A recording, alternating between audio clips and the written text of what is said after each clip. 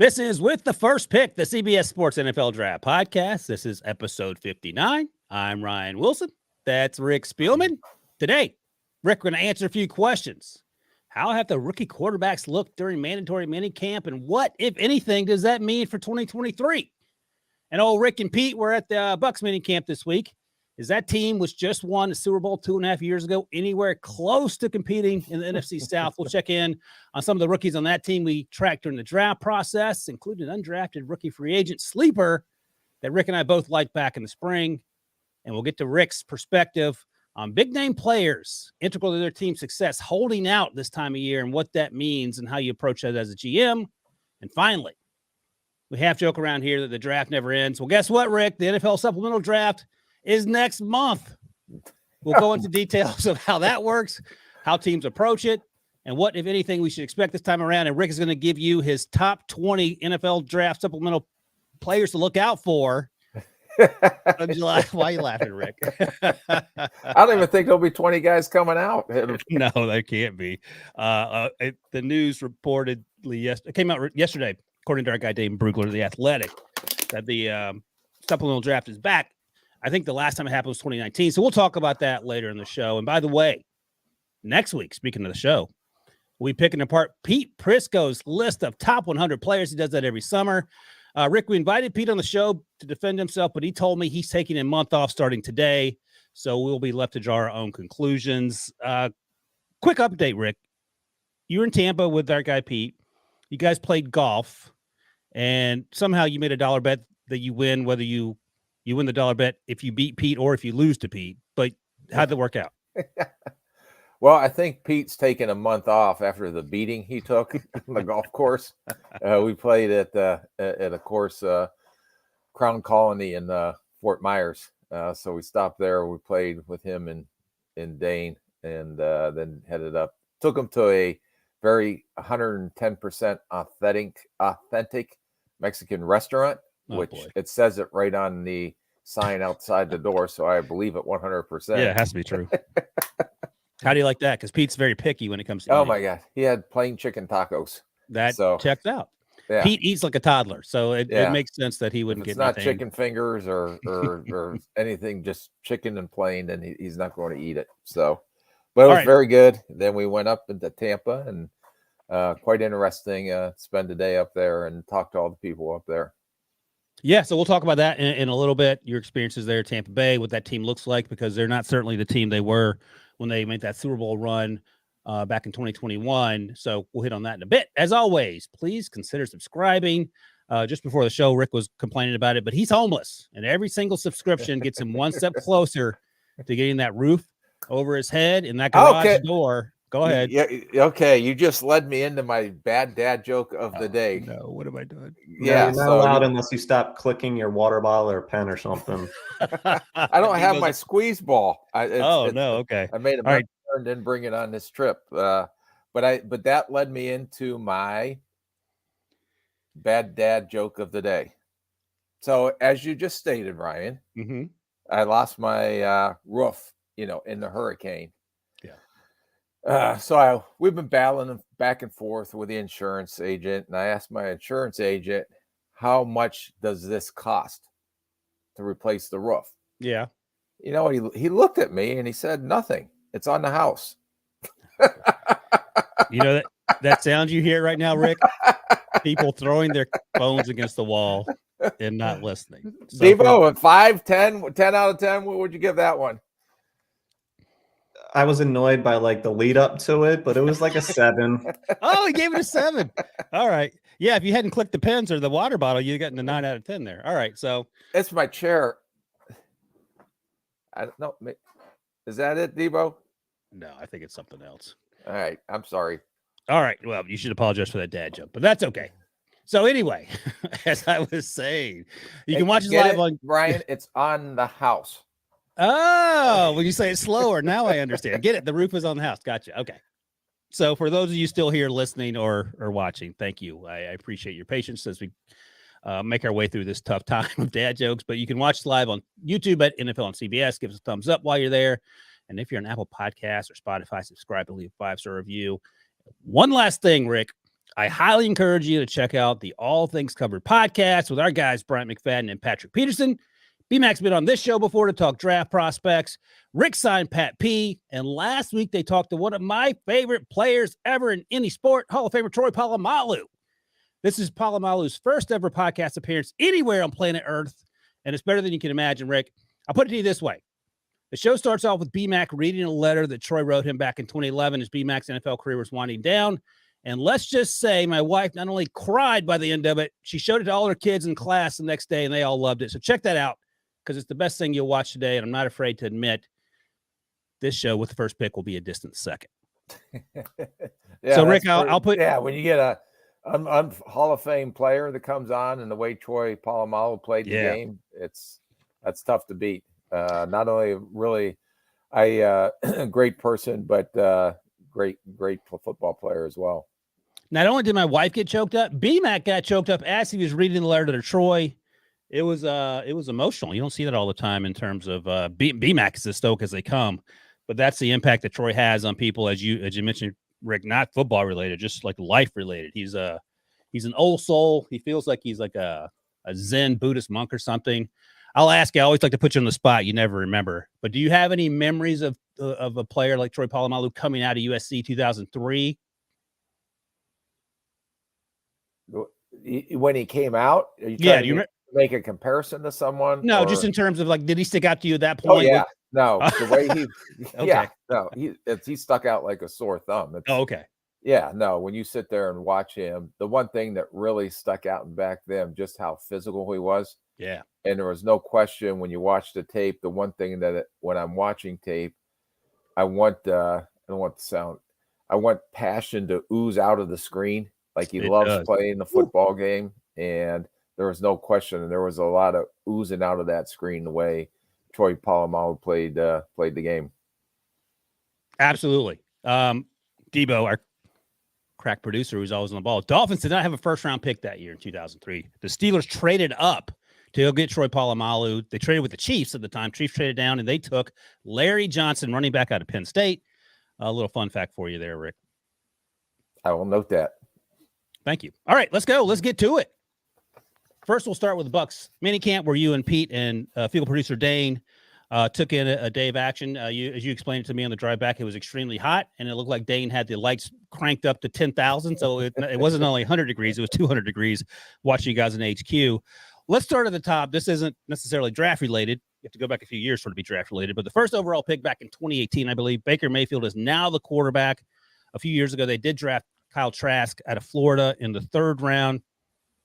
How is this going to shake out? It feels like Baker's probably the guy because Kyle Trask really hasn't gotten any opportunities, and they keep bringing in new guys. I know you can't tell a whole lot from minicamp at this time of year, probably more so with just the players throwing the football than anything else. But any takeaways about Baker? Yeah, no, we had an opportunity to interview Baker as well. And there's no question about the chip on his shoulder because if, you look over the last couple of years and it's been disappointing. But before that, he was almost living up to the billing of being the number one overall pick. Got Cleveland into the playoffs, and then got injured. Then he's hit a few road bumps along the way. And we asked him why Tampa, and he thought that was not only the best opportunity for him now, but for the future. And he's looking for a place where he can, hopefully play well and finish out his career and play to the level of expectations that were placed on him when he was the number one overall pick. But there's no question about he's very confident, not arrogant, but he also understands that, like I said, you can see it. The way he expresses it is that he's really out to prove people that to people that he is the Baker Mayfield that was a first overall pick a few years back. So, but when you watch him on the field, watch the new offense that Tampa Bay is running, even though you're just watching them throw the ball, but they were running 11 on 11. It was mini camp. So they were having pretty much a normal type practice while we were down there. But he has a really good feel for the offense. There's no question that he is in command down there. I mean, you can tell about his leadership, the way he walked around the field, the aura about him and the players, I think, believing in him. And I just noticed the one thing that I noticed was when he was throwing to the receivers, like I noticed Mike Evans kind of always be in his line when Baker was throwing, and he was Mike caught a couple from the other as well. But you can tell that even though they say it's an open competition, the way that the feel that I got while I was sitting there watching that, there's no question Baker will be the starting quarterback, barring any injury. So here's the thing with Baker Mayfield. He's a guy I actually pull for, and I feel like he's made not a transformation so much, but he's just matured, because when he came out, there were concerns about his maturity, right? And the sort of the things we like to poke and prod these players about because we have nothing else to do between January and late April. And there were the issues. I think he got in trouble off the field, ran away from cops or something. I can't remember what it was. But it feels like, do you feel like he's matured? Were those issues not an issue for you at the time? Or where are you on your Baker spectrum of maturity? Yeah, no, he's definitely matured.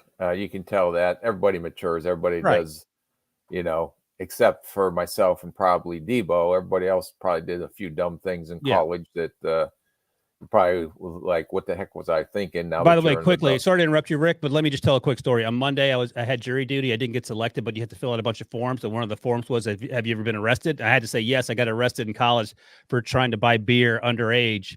And the what we call the ABC, Alcohol Beverage Control Virginia, was there waiting for me in the parking lot as a 20-year-old. So yes, I have done things that Baker Mayfield might have gotten in trouble for. You and Debo are the exception. Go ahead. Is that why you have that hard edge to you? All that prison time you spent? Yeah, I would not last 2 minutes in prison. I knew there was something about you, that hard edge to you, or that whatever that is. It's now I understand. I mean, that's something you know when we traveled together for so many months, and basically I saw you more than I saw my wife. I know, right? Which I won't. She was pretty excited about that. I got a break from her. Look at Debo with a McLovin gift. If you're watching on YouTube, how dare you, Debo?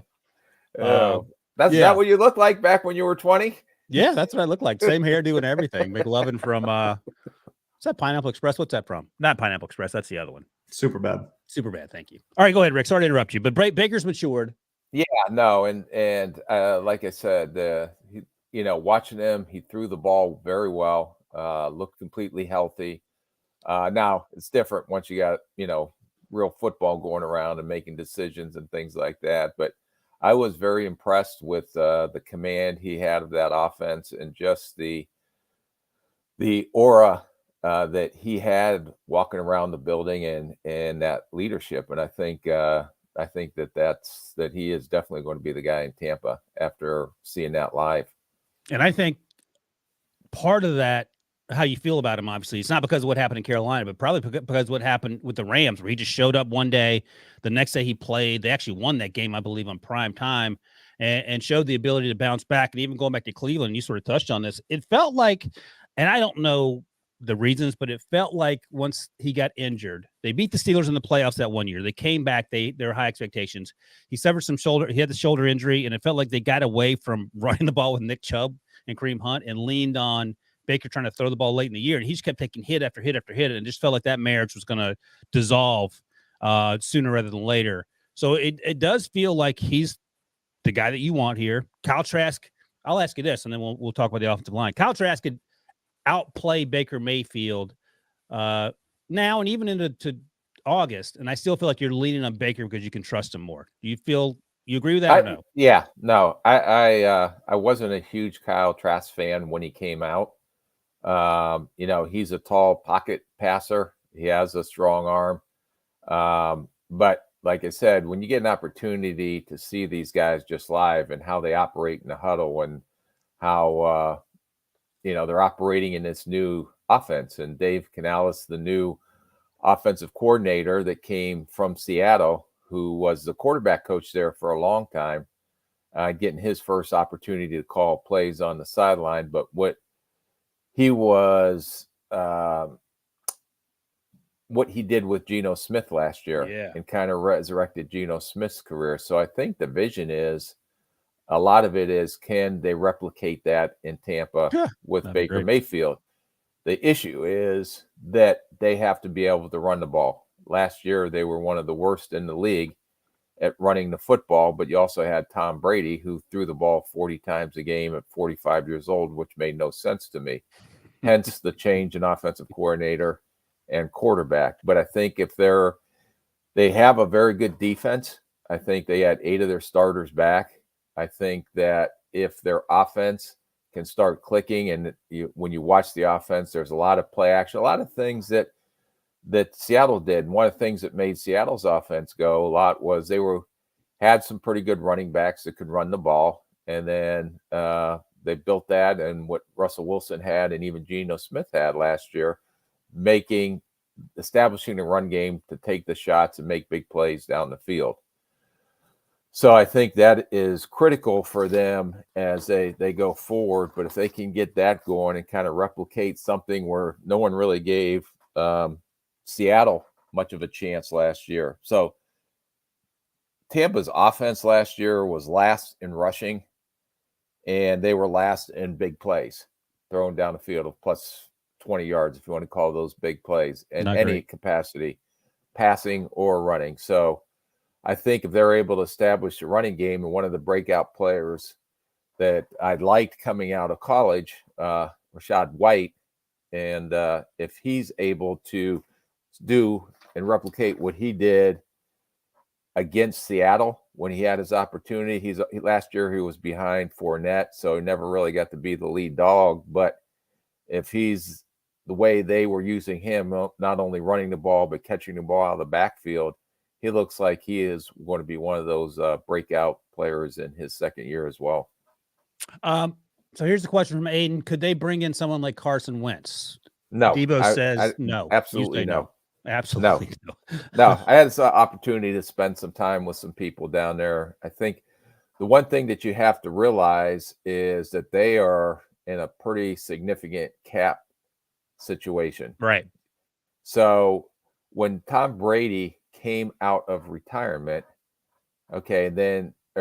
last year, they pushed a lot of money out into the credit card this year. Mm-hmm. So when he retired this year, they have $35 million in dead money, which means, and then it escalates immediately, right? Yes. So yes. That $35 million dead money got dumped into this year, which is higher than 25 teams in the NFL in dead money. And then Donovan Smith and some of the other moves that they had to make this offseason, I think they're at $74.3 million in dead money, which is by far the highest in the league. So I thought Jason Light did a phenomenal job on the draft that he was able to get. And we'll talk about some of those guys. But to still Jamel Dean, they were able to re-sign. Yeah. And Levante David, they were able to re-sign their defense. So they have a lot of their guys back. The one thing that I would be concerned about a little bit is pass rush. Shaq Bennett, who tore his Achilles, did not look like he is anywhere near ready to go yet. Just watching him rehab on the sideline. So that, they're going to have to generate some pass rush, but they're moving Antoine Winfield back to safety, which is natural position. Last year they played him at Nick, right? And he got hurt and banged up a lot, so they put him back at safety. So I think their defense is going to be pretty good. Well, let me ask you this before we go to that side. Let's go back to the offense, because you mentioned how they got Dave Canales, the quarterback's coach at Seattle, had a lot of success with Geno Smith. A lot of that credit goes to Geno, obviously, but also the Seahawks drafted Charles Cross and Abe Lucas in that draft, who were both starters, bookends, left and right tackle. The offensive line in Tampa is a little different story, as is the running game. They had Ken Walker III. You talked about Rachaad White. Quickly, just give me 10 seconds. I'm going to give you my Rachaad White comp. I mentioned it to him at the Combine a few years ago. I'll tell you his reaction. I want to get your reaction. My comp for Rachaad White, and I mentioned this to him, I said, you remind me a little bit of Cordero Patterson. No, absolutely not. That's what he said. All right, moving on. Can we move on even like next year? Your comps, can we talk about them before we actually say them on the air? Yeah, we'll devote a show to Although I do respect all the hard work and energy and effort that you try to come up with there comps. So, all right, going back to the offensive line. So they drafted Cody Mock, one of our favorites from the Senior Bowl. We talked about the combine. He's a great guy, hard worker. He has short arms. They have him penciled in at right guard right now. Ryan Jensen's the center. Matt Filer, who's bouncing around from Pittsburgh to the Chargers, is at left guard. They're moving Tristan Wirfs, their former first-round pick, from the right side to the left side. He's an athlete. He could play quarterback if you wanted to. I'm not concerned about that. But Luke Gedeke could also be an issue. So tell me about that offensive line. And Baker has plenty of experience playing behind offensive lines to get him banged up. Yeah, I think if they can stay healthy, they were pretty excited about the offensive line. Wirfs looked like a natural left tackle, even though he's been a Pro Bowl, numerous Pro Bowl player on the right side. A lot of people even looked at him as a left tackle because he was on the right side, I believe, at Iowa when he came out, but saw the athletic ability to play left tackle. So I think that'll be a smooth, easy transition for him. Gedeke struggled at guard last year. He was started at left guard. I think that tackle will be better. That's what he played in college. So hopefully he will be able to play better, but they're excited about his progress in year 2. Malk, I think the biggest concern is he going to be able to anchor versus the power rush in line? There's no question about the athleticism and the demeanor to finish blocks. And then the biggest one who was out there practicing. And last year when we were at training camp, when I was there with Pete, that's the day that Jensen went down with that significant injury that ended his season. Now I tried to come back in I think the playoff game, but he looks, he was very limited practicing. But if that group can stay healthy, I think it's going to be good enough to function. All right. Well, let's take a quick break, and when we come back, we'll tell you which player, undrafted free agent, stood out to Rick, one of the guys we loved during the pre-draft process, right after this. We're going to see some really fast boats. Up you go, Ben. Come on, mate. Up you go. That's all right. I think we're going to space on the other side of him, right? Settle. Yes! Oh, you did it. Hey, here we go. That was sick. All right, Rick, we talked about Cody Mock. Their second-round pick, Kalijah Cansey, went in the first round, the interior defensive lineman out of Pitt. They drafted Trey Palmer, the speedy wide receiver out of Nebraska. But someone they didn't draft, and someone that we talked about a handful of times down the stretch on the old podcast here, stuck out in your mind. Safety Christian Itzian out of Rutgers. He was undrafted. He played some of the slot at Rutgers, played in the box. He can play deep if you want him to. 5'8.5", 197. He looks like a spark plug out there. Ran a 4.42. I thought he might go day 3. He didn't go day 3. He went undrafted. But tell me what you saw from him in the one day you guys were out there. Yeah, they've been working at him at least the day I was there. Now, who knows? There's a long way to go for the opening game, but they were working him a lot, rotating him in there with the first defense with the nickel at the nickel position. Everything that you've seen on tape, the thing that stuck out the most on tape is his physical ability and his aggressiveness. Loves to play the game. But they were in a red zone drill. He had a picked interception in the red zone drill. And he's kind of been, again, we're just talking about in shorts right now and running around. We got a long way to go yet. But he was one of the guys that they mentioned. And the day we were down there, stuck out. And he may end up potentially being their starting Nick before it's said and done. Wow. I'm looking at my notes here. I said if he were 6'1", 200 pounds, he'd probably be a top 50 player. We'll see if that's a little too ambitious. But you and I both liked him in the process. His teammate Christian Braswell was a really good player at Rutgers as well. He's in a mini camp. I have to check where. But they had some players on that team. It's amazing that they struggle so much winning football games consistently in the Big Ten. All right. What we got, Debo? We got some gambling notes here. Regular season wins. Ooh. All right. Over 6.5, you'll make yourself a little money. If you bet $10, you'll win $12, Rick. Under 6.5, you bet $10. You bet $14 to win $10. I think that math is right there. Well, why do you, I don't understand, again, because of the gambling, you can see how hard so if I pay $14, I get $10 back. Because that means it's more likely to happen in the eyes of the odds makers. Then why would I bet that? Why would I lose $4? You think they're going to win fewer than 7 games. So if I said, let me understand this gambling thing here. You would get $24 before you start asking. You want to Okay. get just $10. Right. Oh, yeah. Sorry. Yeah. They're not going to take. Right. That's right. You bet $14. You get your $14 back plus the $10. This Okay. was a mistake, Ryan. Yeah. My bad. Oh my bad. God. Don't forgot to gamble, do- Ryan. Yeah. I forgot to do the math. No, But I anyway. said this was a mistake for me to pull this up. So, Rick, forget about the plus and minus numbers. Just tell me, and I know you got friends everywhere, so you got to be nice, but put on your analyst hat here. This Buccaneers team in this division, which isn't a great division, but over 6.5, under 6.5. What strikes your fancy? Oh, I'm going to definitely go over 6.5. I think they're going to be battling New Orleans to win the NFC South. Wait a second. So now Atlanta, Des Ridder, second-year quarterback. We have to see about that. But they have all those playmakers. They got better on defense. They fill some needs in free agency on defense, even if they weren't able to draft those players. Are they going to win fewer or more games than the Bucs? Who? The Falcons. I'm going to go lean towards Tampa until Ritter proves it. Now, I know Okay. Baker Mayfield's got to prove it, but I think Tampa's defense is pretty good. And if they can, like I said, establish the run game and do offensively what they were able to do in Seattle, if Canales, the new OC, can replicate that, they're going to surprise some people. This is going to be. I was interesting. surprised. I was surprised when I went down there and watched. I'll just say that. All right. Well, I can't wait to hear what you say when you go to see Bryce Young in Carolina. You're going to have them winning 17 games.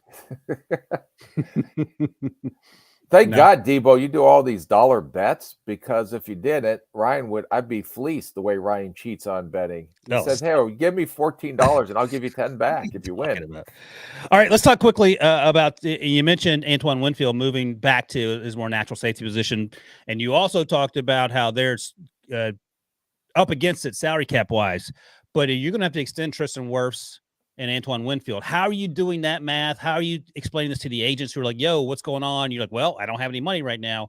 How does that process work? I'm thinking you'll continually talk. There'll be a lot of talks going on between now and before training camp starts. There's no way those guys are going to get out of the building. So right now it's pretty much going to be a dead period until about a week before training camp. I think everybody needs to get a break. Coaches, front office, they get away. Agents need a break, although your phone's on 24/7. But we would, about a week before training camp, we would start back up humming through the negotiations again. And then a lot of the deals we were able to get done were right before the night before you had to report to training camp. You can bicker back and forth, but until the 11th hour is upon you, most of the time you're going back and forth on stuff, but when the 11th hour comes is usually when stuff gets done. Yeah, you've talked about the 11th hour a lot in terms of figuring things out negotiation wise, which brings us to the guy you once drafted, and you can watch it on YouTube with the first pick, Rick's pick, Stefon Diggs, who you traded from Minnesota to Buffalo. He wanted out. You accommodated him. There's a whole TikTok of how that happened. I think The Athletic wrote that story. It's a really good story. Check that out wherever you get your Googles. But I think the pick you got back was the pick you used for Justin Jefferson. I think that's the math. So that worked out pretty well for all parties involved. Stefon Diggs went to Buffalo, and you could argue coincidence or not, but Josh Allen's game was elevated the moment Stefon Diggs stepped on the field in Buffalo. And now there's some things going on. Not necessarily bad things. It doesn't reflect poorly on Stefon Diggs, but it's something that we're talking about because it's June. Coach Sean McDermott said he was concerned last week because Stefon Diggs wasn't around. Stefon Diggs' agent said he was around. They finally show up, and everyone's peachy keen. Can I clarify that story? Because right before we went on the air Tuesday, they were playing the Sean McDermott clip on him not being there. So I called his agent, who I'm pretty close with, and then it's been reported since he actually did show up. He did his preseason physical. You usually do your preseason physical on the final minicamp. He was sitting in meetings. He did not go out to practice that first day. This has nothing to do with or related to his contract, because he just got a new deal. So there were some internal things going on, which I don't know what those were, but apparently those got ironed out. And I think he practiced on Wednesday when on their last day of practice. I believe. I think they canceled Thursdays. So, but there was a lot of miscommunication on what was actually happened. But it's things that are internally getting ironed out. Nothing to do with the contract. Nothing to do with him actually not showing up at the minicamp. Debo, I think Rick just broke some news. I like that, Rick. So let me ask you. I do not want. That's not my forte. I do not want to be a newsbreaker. Well, you called his agent. I mean, you're not speculating. You talked to his agent. Well, because I'm close with those. I get it with Stefon and with his agent. Right. No, I understand. Is this uncommon? Like, does this happen all the time? We don't hear about it, or is this a little weird? Here's the part that's sort of weird for me: is that why would Sean McDermott come out and say he's concerned? At that part, I don't know. Yeah. Okay. Oh, but I'm sure he's concerned if there's well, if there's something going on with Diggsy. But there's always a lot of things that are going on behind the scenes. Right. I mean, it's this or that, that never gets publicized. This one actually did get publicized because most of the things that get out there are going to be contract related or a player wanting traded or something like that. This was nothing. So it was internal that a lot of times the internal issues never really do get out. But you do deal with a lot of issues behind the scenes. And basically you're trying to get those issues resolved the best way you can. This isn't related to Stefon Diggs, but it just popped a question to my mind. Do you or the coaching staff have any conversations with the players as a whole right now before they go off for 6 weeks and get into all? So, like, do you have a plan, or is it just Zimmer talks to them before you leave? How does that work? No, everybody, we have usually the coaches talk to the players, take care of yourselves. This is probably not so much. It is a little bit in the off season when they go home, but this time of year between now and when you report to training camp and it's summertime, that you just hope your players are mature enough and intelligent enough to stay clear of anything that would happen. And unfortunately, I dealt with an incident. We went on actually vacation. I took a 4-day vacation, which I felt guilty about back then. But of course you did. And I had my phone on me the entire vacation. We ended up going on a whitewater rafting trip. I turned my phone off because I couldn't take it on the water. We put it in this locker. We were gone for 3 hours out of my 4-day vacation that I didn't have my phone on. Came back and I had 72,000 messages. Not really. You had a couple hundred or something? Oh, yeah. Yeah. Owners, media, agent. While I was gone for 3 hours. 3 hours. Yeah. Yeah. We had a player that was shot during that time. Oh, my gosh. So the rest of the vacation, and once we got off the whitewater rafting trip, I was on the phone for the rest of the night. Oh, my gosh. And the next day, dealing with those issues. Yeah, when you said you went whitewater rafting, my first thought was there's no way Rick let his hair get wet. So you must have wore like a hairnet or but yeah, so because you think about these things, because to your point, like one thing when the season's over, it's still cold out, you're going home, you're reconnecting with your family, but summertime, it's like almost sending your kids off to college. Like you don't know what they're going to get up to. Right.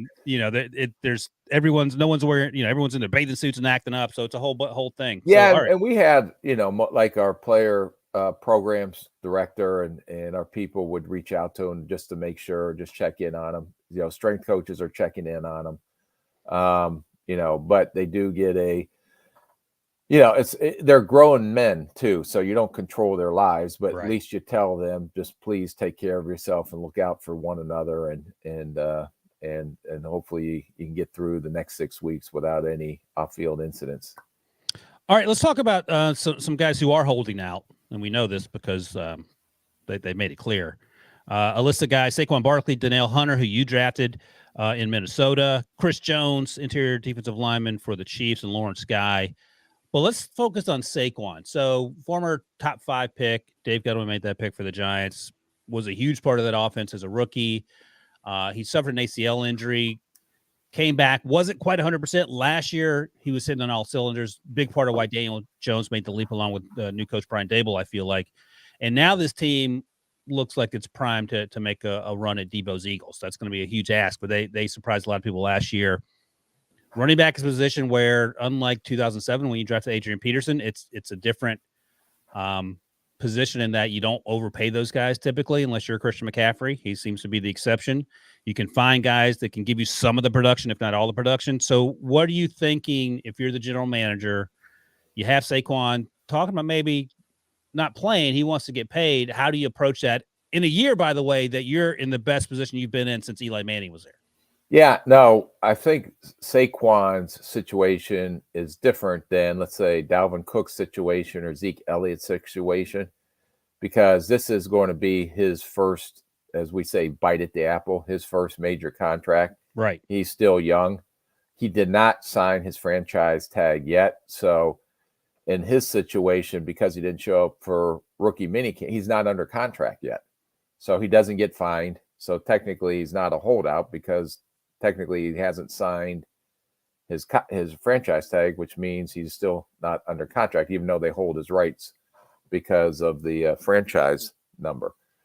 So that's the difference. And Saquon knows that most running backs, they only get one opportunity to probably get a major bite at the apple. So this is going to be his opportunity. I don't know where the negotiations are, but don't know Saquon personally, but knowing the type of character is, knowing that he wants to get his share of the pie. But also I don't anticipate him not being, I'd be surprised if this wasn't done right before training camp and he shows up for training camp. Okay, well, let me push you a little further then. They got to pay Daniel Jones. Mm-hmm. The salary cap, the franchise number for the running back this year is $10.1 million.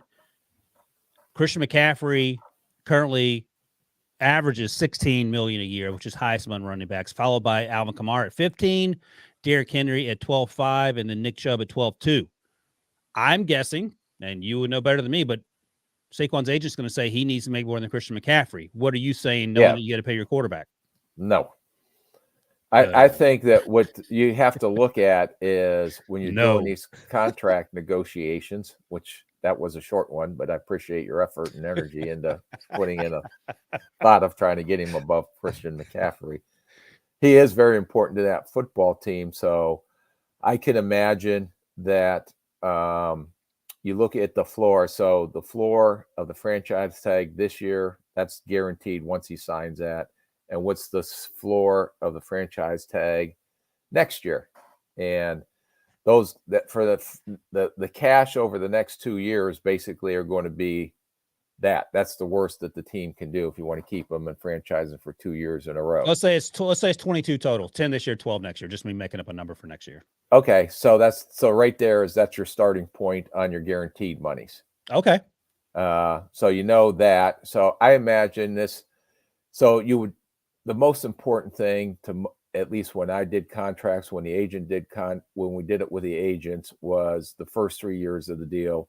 How can we make it fit in the cap? What's the guarantees? And then if we have to fluff years 4 and 5 to make the average look higher, then we'll do that, even though we know those are not real numbers. It makes the agent look good, makes the player, hey, I'm averaging $14 million a year. But what you always look at, what's the first 3 years of the deal? What's the actual guaranteed monies in those first 3 years? And then you go on from there. All right, let me ask you one thing, and then we'll take a quick break here. If you're watching on YouTube, you can see the list of highest paid running backs in terms of average value. So you can have one player on, let's say your Tampa Bay Buccaneers. You can have one running back. You can draft Saquon, Christian McCaffrey, Alvin Kamara, Derrick Henry, and those are the top 3 running backs as I said here. Who are you taking for the Buccaneers for 1 year in 2023?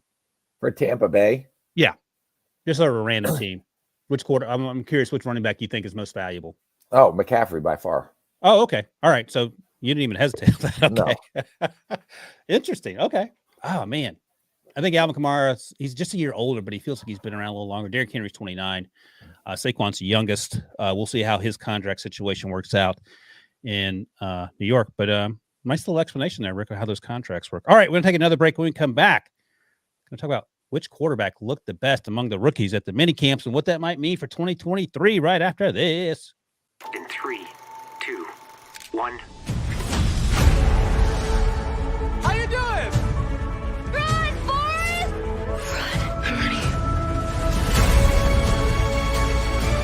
So fetch. Life moves pretty fast. If you don't stop and look around once in a while, you could miss it. That was Oh, a great boy. commercial for Paramount Plus. I am still Watching on YouTube. Yeah, now that we have between end of mini camps and training camp, my goal is to eventually be able to function with Paramount Plus because I still cannot figure out how to get it. I sent you explicit instructions. Did you not try those? No, I did not Okay. because they make no sense. Just like some of the questions you asked about, It would you was- say Christian McCaffrey or Alvin Kamara? What do you say, Debo? It was kind of late last night, but I know Ryan and I were locked into Nations League soccer on Paramount Plus. That's right. I got my USA hat on, Rick, because U.S. beat Mexico 3-0. That's the first time that's happened in a couple of decades. Christian Pulisic had 2 goals. Ricardo Pepi came on in the second half for Balogun, and he scored a great goal against Mexico. 4 red cards, Rick. Wow. If you guys would explain how to actually, I didn't. It shouldn't be as complicated for other people as it is for me, right? It's not. I can assure you. I mean, other people can do it a lot easier than I can. And by the way, I looked at the Paramount Plus app. 4.6 stars out of 5. That's pretty good. You should be able to navigate that. I will once again send you even more detailed instructions. Okay. The other question is that did you see, just like on a side note, Messi, coming to Miami? Who's coming to Miami? Messi. Oh, yeah. So Lionel Messi's coming to Miami. He turned down reportedly $1 billion to go play in Saudi Arabia coming to Miami. So I saw that the tickets to go to a soccer game in Miami was, I think the highest ticket was $45. Now I think it's close to $500. You know what else is interesting, Rick, is that Miami had one of the lowest attendance records of all the MLS teams. I think that's going to change. Yes. I think that is. So I'm trying to think, like David Beckham came to LA, 15 years ago now, maybe longer. That was huge, but Lionel Messi is a game changer different. So that's even though he's getting a little long in the tooth. A little long in the tooth. He's 35. He's still one of the top 4 players in the world. He's better than Ronaldo, I think. I don't even think that's Ronaldo's hit the wall too. They're all he's been in Israel now. I think Ronaldo's playing Israel for a lot of money, of course. But so exciting times. And maybe here's an idea, Rick, since you're down in South Florida. Maybe we'll do a podcast from an Inter Miami game. Oh, yeah. Or an FC Miami game, whatever they call it. We'll get Messi on the show, see what he thinks about the draft. Stadium is 2 minutes from the Fort Lauderdale office. Oh, is it? I walked around that stadium. What's the capacity? I don't know. I mean, they're going to have to 15, Rick, something like that. Yeah. They're going to have to play in. Is that right by the private airport, Debo? Yep. All right. Well, Nations League final Sunday, 8:30 Eastern on Paramount Plus. Hopefully, Rick has it figured out by then. U.S. versus Canada. Canada's now the best team in CONCACAF, which is wrap your brain around that. All right. Let's talk about these quarterbacks, Rick. I'm going to say something to you, and you can tell me whether it's a surprise to you or not. Bryce Young is working with the first team. No. So you just hate Andy Dalton that much that you don't think he deserves to be the starter? No, I don't trade all my draft capital to go up and get the number 1 overall pick, take a quarterback for him to sit on the bench. That is not a surprise.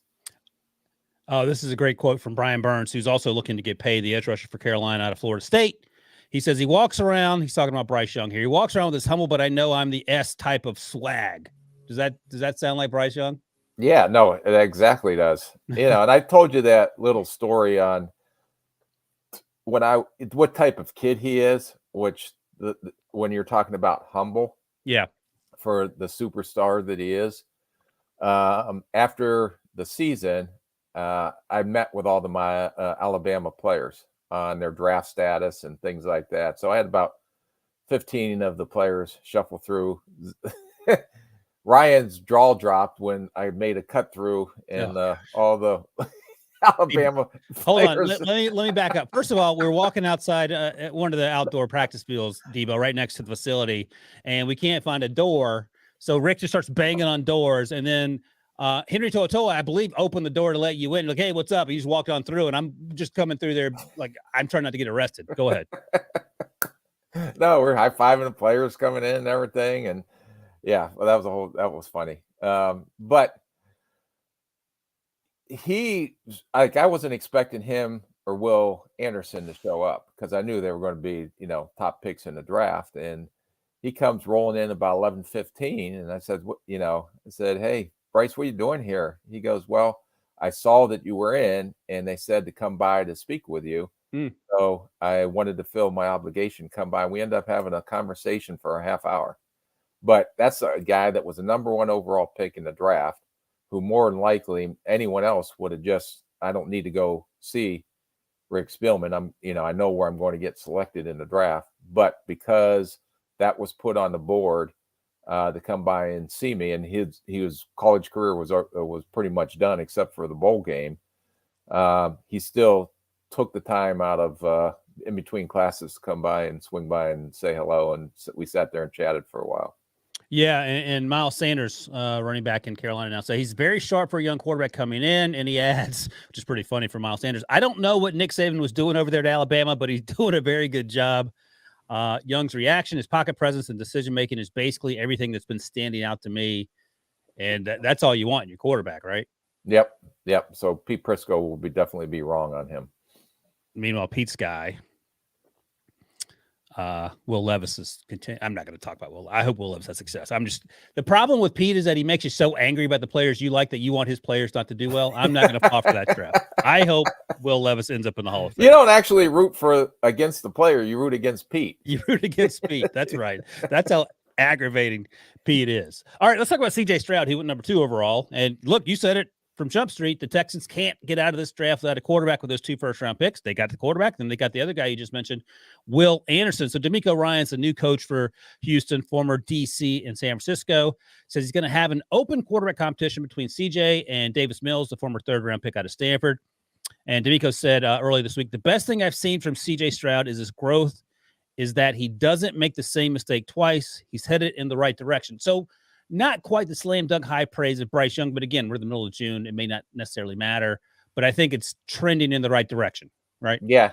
No, he'll be, I would say pretty confidently that he'll be the opening day starter as long as things go well through training camp. And then he is got a bright future ahead of him. And all these young quarterbacks, when they come in, they're swimming probably the first 2 or 3 weeks of the OTAs and the rookie minicamp.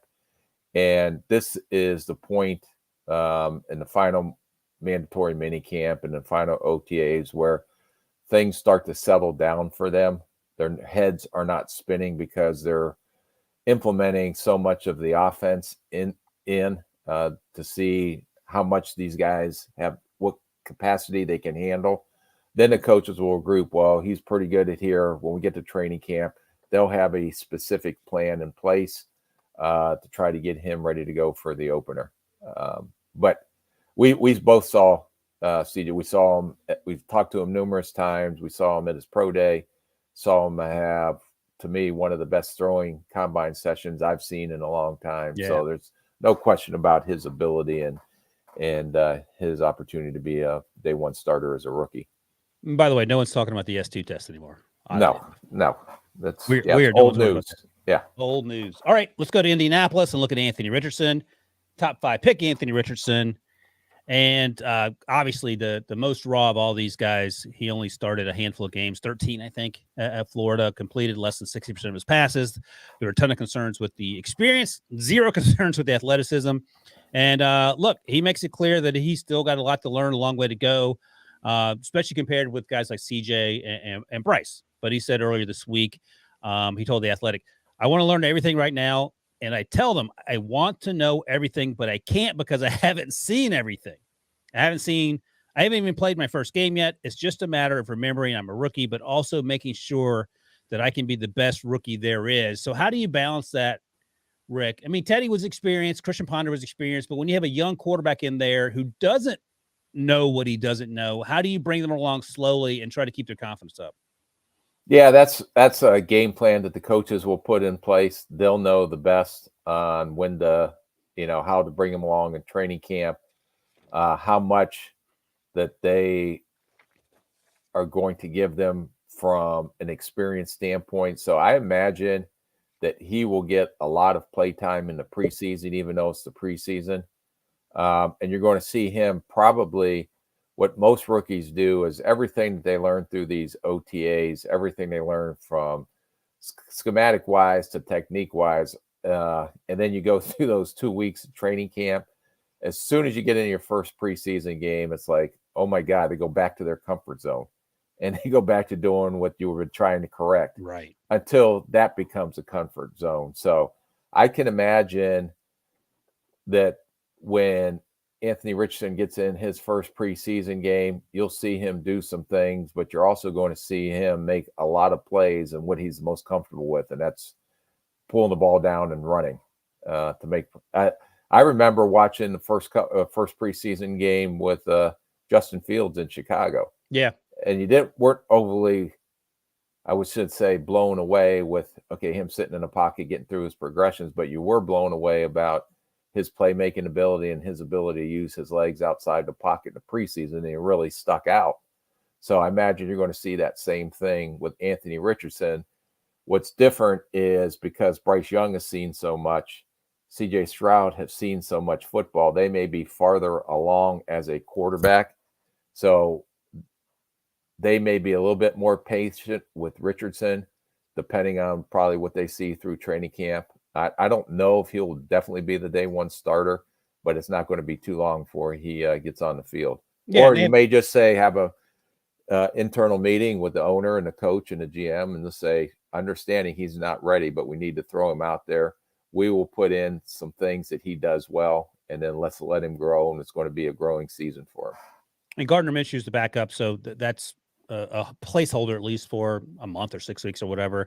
You actually mentioned something there, Rick. Let me ask you this. What if the owner says, listen, no one's coming to these games, or people are angry. People go to the games. It's rare that you don't see fans at NFL games. But what they say, listen, we're getting a lot of pushback in the media. The fans are angry. Just put them out there and let them play. Are you able to talk them out of that? I've never been with an owner that has said that to me personally or to a coach. They always are. The ownership I always worked with respected the decision, and the decision comes down technically to the head coach and the offensive coordinator, and when the time is ready, that's what they get paid a lot of money to make those decisions, right? Because they're the ones in a meeting with them every day. They're the ones out at practice every day, so they're going to know when it's best to put them out there.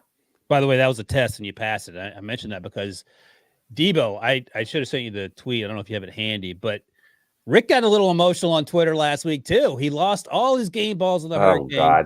The Wilfs sent him a whole bag of balls, and I've never heard Rick so, what's the word? Not emotional, but thankful. Like you it was. I was shocked when I opened up that. I was like, oh my God, my wife, what the hell did she order now from Amazon? I got this big box. Because you joked throughout their travels this spring that you know people around the league, like you had socks from the Broncos and you had pants from the Browns or whatever. Like you had clothes, you were outfitted by various teams around the league. But in here, if you're watching on YouTube, you can see Rick's tweet, and there's the bag of balls, the replacement game balls that had been presented to Rick throughout his time there in his 2 decades in Minnesota. The worst part of this picture, Rick, and Debo pointed this out to me, your choice of footwear. You're wearing flip-flops. Put on some respectable shoes. Okay. Look at that. This guy. Okay. Act like you've been there before. Rick, I have a question. Yes. When you received this package, did you get a photo of it at your front door, similar to your? Did you figure that out, or did your wife handle it for you? My wife handled it for me. So this was completely unexpected. This was completely unexpected, and that, just on a serious note, tells you what type of ownership I worked for in Minnesota, the Wilf family. And the note that they sent me was incredible. And I, talked to them right after I received the game balls. I've talked to them numerous times throughout the spring here, and a pretty special family. And you see all the business side, and not to what the Commanders are going through with their ownership and this and that, but there is some not take out the business, and it's a business, but there is family atmosphere, and the Will family definitely created that family atmosphere. I love the side of Rick Debo because people think that Rick actually hate me at times on this podcast, but he actually has a soft spot. And don't let anyone know that. And my biggest decisions in life now are what color T-shirt and what number, what flip flop I'm going to wear today. I have like 6 pairs of flip flops. You haven't worn your Guy Bears in a while, so hopefully you'll break those out. Those are for draft meetings.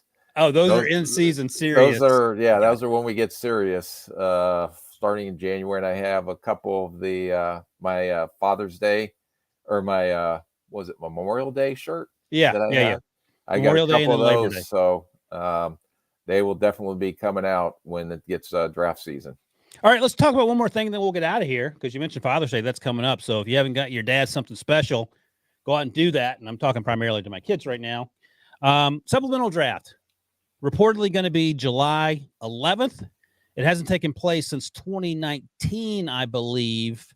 And Jordan Dejani for CBS Sports wrote about it on the site. And one of the sub-headlines is, what's the point of it? And it's basically a situation where for various reasons, if you were ineligible for the draft, if you hadn't declared for the draft during the regular draft period, you have an opportunity to get drafted over the summer. How does it work? The supplemental draft order is different from the regular draft order. Teams are separated into 3 groups based on the previous season. The first group is non-playoff teams, had 6 or fewer wins. That won't be the Buccaneers next year because you said they're winning more than 6.5 games. The second group is non-playoff teams with more than 6 wins, and the final group are the playoff teams. And then the order is determined by a weighted lottery, sort of NBA style. And one of the things that I remember someone telling me early on in the sort of supplemental draft process is if you take a player in the 4th round this year, actually, never mind, forget it. I don't want to confuse. I'll confuse myself. So anyway, just to continue quickly, bids for players are submitted blindly by teams with the round that team would want the player to be selected. So let's say Bryce Young is in this draft class. You would probably have 20 bids first round, and then it would be broken down by the 3 groups that we talked about: non-playoff teams, fewer than 6 wins; non-playoff teams, 6+ wins; and then the playoff teams. And then whoever finished last year, whoever that was, it wasn't the Carolina Panthers, Chicago Bears would be awarded Bryce Young, for example. But it could be a player like, let's say we talked about Cody Mock, the 2nd round pick, interior offensive lineman for the Buccaneers. There could be teams that desperately need help after minicamp. Maybe there's an injury or something, and they put a late 1st round grade on him, or their 1st round grade. There's going to be teams that say, all right, let's see if he slips by. We'll put a 3rd round grade on him. And then no one knows anything, and you just find out magically whether you landed that guy or not. Did you ever submit any supplemental draft bids? No, you do your work, which is, to be honest with you, it's the dreaded supplemental draft. No one really looks forward to the supplemental draft because that takes out another some time away from your downtime a little bit in the off season. So you do the basic thing. You know, some of these kids that will come out in the supplemental draft will have a workout, usually at some high school or something. You may send one of your area scouts down there. If you have any interest, you do the tape work on them, try to get the information on them. But a lot of times the supplemental draft, at least what I recall, was done within 2 hours or less. Because a lot of teams, after you've evaluated, if you had no interest in this player, you just write an email into the league that we're not, we forfeit all our picks. We're not going to spend a pick on any of these players. So half those teams probably will do that. Rare that. Can I ask you, there was one player, I think the 1st round in a supplemental draft was the only one that I can recall. The quarterback out of Duke. Was it Dave Brown? So I got a couple names for you. Yeah. So Dave Brown, that's right. 1992 out of Duke, supplemental draft pick for the Giants. He played How about that recall? That was really good. Oh, you did off the top of your head. I got a couple other names for you. I'll go back to 85. Bernie Kosar was a supplemental 1st round pick. He graduated after his junior year, which apparently was a reason that you weren't in you went through the graduation process and maybe decided afterwards. I'm not sure the details. 87. Here, we'll play a little game. 87 linebacker out of Oklahoma. I have no clue. Brian Bosworth. Bos came out? Yeah. Bosworth has been dismissed from the Oklahoma football team following the 1986 season. Since he was a junior, he was eligible to be chosen in the 87 draft, but did not declare before the deadline. This is according to Wikipedia, so take that for what it's worth. So that's a big name. All right, wide receiver out of Ohio State, went to the Eagles in 1987. Oh, that's an easy one. Chris Carter. Chris Carter, 4th round. So I think he had some off-field issues. Yeah, he was suspended before his senior season, so that perhaps had something to do with it. All right, 89 draft. Quarterback, 1st round out of Miami. Went to the Cowboys. 89. Yeah, Jimmy Johnson, and this is the year after I believe they took Troy Aikman. Boy, I was trying to think. 89. It wasn't Kosar because Kosar was Miami. 85. I got another quick story about Bernie Kosar, but I don't. I don't know that one. Steve Walsh, remember Steve Walsh? Oh, Steve Walsh. Yeah. What's your Bernie Kosar story? Real quick, I was in high school. I was a quarterback at Massillon High School. You were a option running back or just a thrower? No, we were running the run and shoot back then. Run and shoot. Gotcha. Okay. Yeah. So I was getting recruited. Most everybody looked at me as an athlete rather than a quarterback, although I thought I was Dieter Brock from the old Canadian I remember League. Dieter Brock played for the Rams for a little bit. And so Miami came in. I met with them. They came out to practice, and then they went on to the next school in Ohio, small school, Boardman. And then I never heard back from Miami again. And I was like, what the hell? I was like all set. I was going to get my flip-flops out, Debo and everything, and ready to go down to Miami. And here they offered Bernie Kosar instead of me at the quarterback position. You think it worked out for Bernie okay? Yeah, he did okay. He did okay. Probably made a good personnel decision that year. Now, did you face Bernie in high school, or was it too far away? No, it wasn't too far away. They just were. We didn't. Massillon played. We weren't going to play a Boardman. We were going to play different divisions. Yeah, gotcha. All right, a couple other names. Do you remember Tim Rosenbach, quarterback? He was out from out west, wasn't he? Washington State. He also went the 1st round in 89. So 2 first-round quarterbacks. That was different. Now you got to remember that's pre-CBA. That's true. So, and also a running back out of Alabama in the 1st round that year at 89 went to Denver. Bobby Humphrey. And I'll mention just a couple other names. Terrell Pryor, 3rd round pick in 2011. Josh Gordon, 2012, out of Baylor. He had gotten dismissed from the Baylor team, went to the Browns, 2nd round pick. And then the last name I'll mention is Jalen Thompson. He's the last guy to be drafted in the supplemental draft. 2019, he was a 5th rounder for the Cardinals out of Washington State. He just signed a 3-year, $40 million contract extension. So good news for him. There are some success stories even recently from the supplemental draft. But most of those guys now are going to enter the transfer portal. That's a great point as well. So I think there's one name mentioned. I think Dane Brugler mentioned one name. I didn't recognize it. I'll look at it. And Milton Wright, Purdue wide receiver. Dane mentioned him as a possible target during the supplemental draft. That'll be next month in July. We'll circle back to that if we need to. But for now, that's it. That's a wrap on episode 59. Are we going to have a mock supplemental draft? Well, I teased it at the top of the show. You're supposed to give us your top 20, and you refused. So that's your fault. You don't do regular mock drafts. You don't do supplemental mock drafts. What do you do around here exactly? I'm a supporting actor. My supporting acting role is what I do. What if it says Rick Spielman, dad joke connoisseur? That's your job. Terrible. You got my dad joke already. That's the one bad dad joke to leave on for the weekend. That's my Father's Day present from you to me. Thank you very much. All right. Remember, you can give us a thumbs up if you're watching on YouTube and subscribe to the podcast. Leave us a 5-star review. That would be awesome. Thanks as always to my guy, Rick. Thanks to Debo for producing. And thanks to all you guys who watch and listen.